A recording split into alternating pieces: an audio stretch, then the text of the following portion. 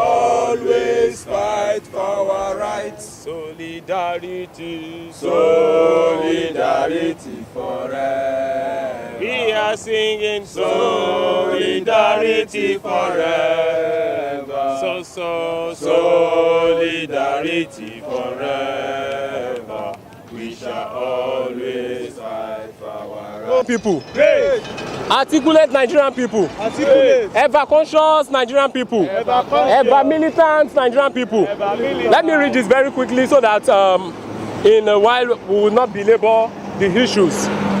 What is the difference between me and those who elected us to represent them? Absolutely nothing.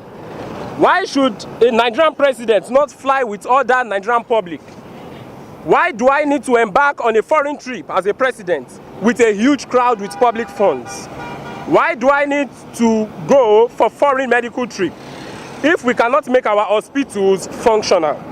Why do we need to send our children to school abroad if we cannot develop our university to compete with the foreign ones? Why and why must our people be servants to the foreigners in the midst of plenty? This is Buhari speaking in London on Saturday, February 21, 2015. Everything he has said here is just in a direct antithesis to what is happening now. In fact, it is the direct opposite of what he preached in 2015. A preacher, the integrity of a preacher is not when he's giving that sermon. It is when he is in the room where he is being tested with situations. That is when you can test the integrity. The social media advisor of the president went on to say that the president is a private citizen. I think in agitations like this, the incompetence of people are so much exposed. That is why you know that these people are not competent at all. Why do you say a president of the country is a private citizen? Until this time, there was no adjective added to citizen. We are all citizens of Nigeria. It is until when we started this sit-out, that is when they begin to say the president is a private citizen. Then it will be wrong for a private citizen to continue to use public funds for his medical treatment. That is misappropriation and it is corruption. If a private citizen must treat himself, a private citizen should come to Nigeria, should come to loot, where doctors are at the risk of getting Lassa fever, of contracting Lassa fever, where doctors are in fact at the risk of contracting several diseases like that. Our hospitals are not functional. Our schools right now, ASU is on strike for the fact that the federal government failed to meet up with the demands, with the MOU they signed as far back as 2013. That's to show us that this government has continued to be irresponsible to the plight of the people. So what we are saying now is either we understand that there is a lacuna in the constitution that does not say anything about the timeline, the number of days the president must spend on vacation. But we are calling on the executive. We are not even sure he's conscious of his environment anymore. Are you talking about the president who was recorded when he was moving on to London, who was saying, are we going to Sokoto?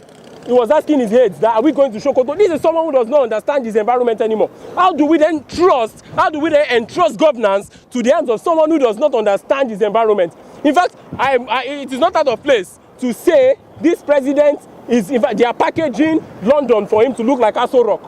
Because someone who is not conscious of his environment might think he's still in Aso Rock performing his duties. So we are saying the president should either come back to resume or resign.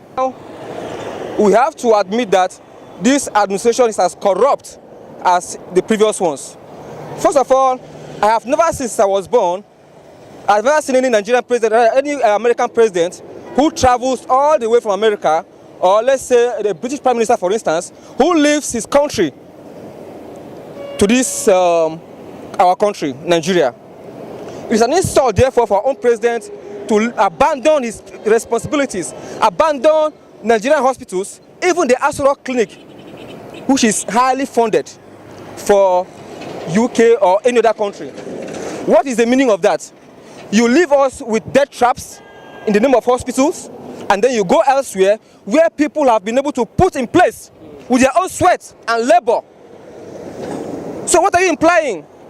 So it goes therefore without saying that these people are aware of the fact that what they have put in place here is of no standard.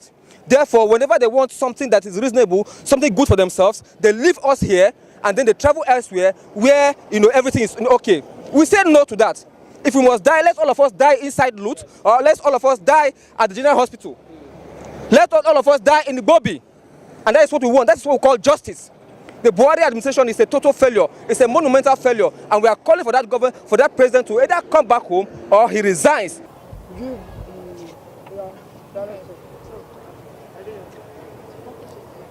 So why are they here today? Why are you here? No, this guy knows on the talk. Okay. Okay, we Nigerian activists and radicals who believe in another country want to come here today to remind Nigerians mainly of two things. The first is that the current government in Nigeria has come up with a lot of issues, and one of the main issues they come up with in 2015 when they wanted our vote was that there will never be medical tourism in this country. And that at any point in time, that they will stop all the nonsense yama that have been happening in the before, where a situation where Nigerian hospitals are bad. In Lut now, Lassa fever is the major friend in Lut, moving around, visiting doctors, hospitals, wards, and a lot of other centers. And these politicians who are shouting the change mantra, they have already silent. They are silent on that mantra now. Have been saying that there will not be medical tourism. But now you see that this particular government is a government that is half medical tourism, half internal tourism. And you see, Oshimbajo going around of Nigeria, doing tourism from one place to another, looking for a lot of private hospitals, industries, and schools that can be sellable to their friends in the so-called private thieving sector. And you have a situation whereby the president of the country, Muhammadu Buhari, who was voted massively in 2015 with the will of the people, decided to be doing medical tourism. And before, he started with international social tourism, traveling all over the country from one place to another. Now he has started medical tourism, staying over 100 days, you get it, in London. And you have a situation where Nigerians decided to massively move to say, yes, this kind nyama should stop. This mumu that we have been should stop. You get it? And you have a situation where first, in Abuja, the Nigerian police taught the pro-Buhari protesters, the people who believe that the country should continue to be enmeshed in this badadash, you get it? They taught them how to attack Charlie Boy and the Awamumu Don't Do movement and a lot of other Nigerians, concerned Nigerians. And at the first attack, they moved ahead again to also mobilize people. In the budget of the country, there is a budget they have for kitchen and all of that. But the APC government is very, very sensible. Part of the kitchen budget, you get it, is a budget they also earmarked from dissidents in the civil society. People who, over time in the civil society, were brought in by people like Tinubu and co. to destroy the civil society. The so-called activists, come and raid, plenty of them. They got a budget for them, and these people now tap into the budget, mobilize people with money, you get it, and decide to go and attack Charlie Boy and co. This is also what they repeated yesterday at the Wuse market, where they injured people, destroyed cars and the rest. But what we are here saying in Lagos is that it is not between Nigerians and Nigerians. It is between Nigerians who want Nigerians to change and those who want to continue to perpetuate slavery and massive barrack-style government in this country. And these people always have followers, Even where there is good, there will always be bad. You understand? Where there is progress, there will be retrogression. And that's why you see that where there is black, there is white. You get it? These same elements have been, over time, building their forces. Oh, victory, there is victory for us. Victory, there is victory for us. In the struggle for Nigeria, there is victory for us. Marching forward, never backward, never. In the struggle for Nigeria, there is victory.